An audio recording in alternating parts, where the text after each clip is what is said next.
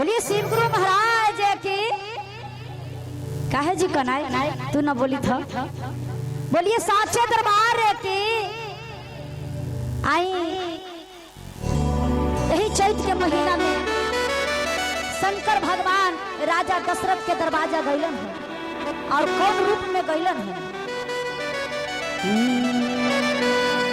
श्री राम भगवान से दर्शन करने के लिए कि भाई सब तो करवे करन तो हमहू जरी सुन ली हा तो हमहू उनकर दरवाजा पर चढ़ जाए। तो आई बहुत प्यारा सा भजन है।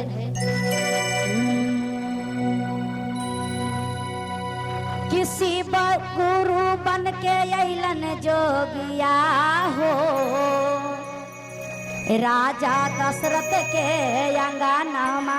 जय हो कंचन दीदी जय हो। काहे न ले जरूरत ना है भैया। दहु दहु नहीं नहीं भैया नहीं नहीं ज्यादा दिक्कत हो जाएगा।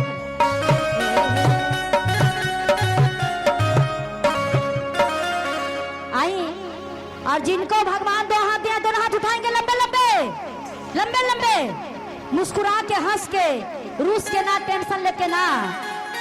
किसी गुरु बन के अइलन जोगिया हो राजा दशरथ के अंगनामा।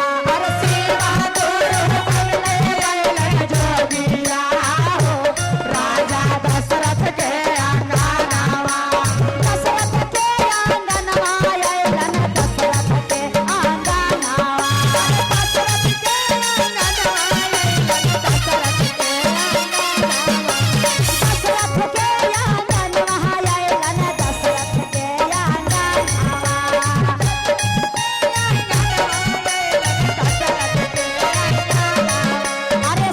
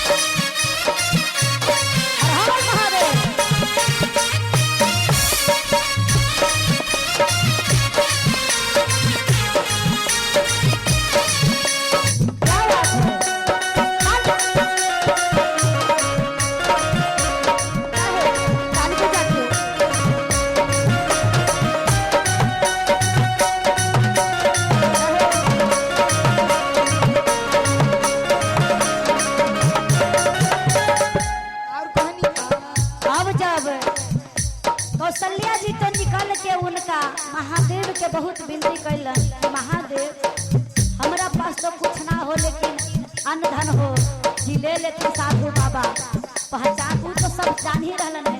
अब देखिए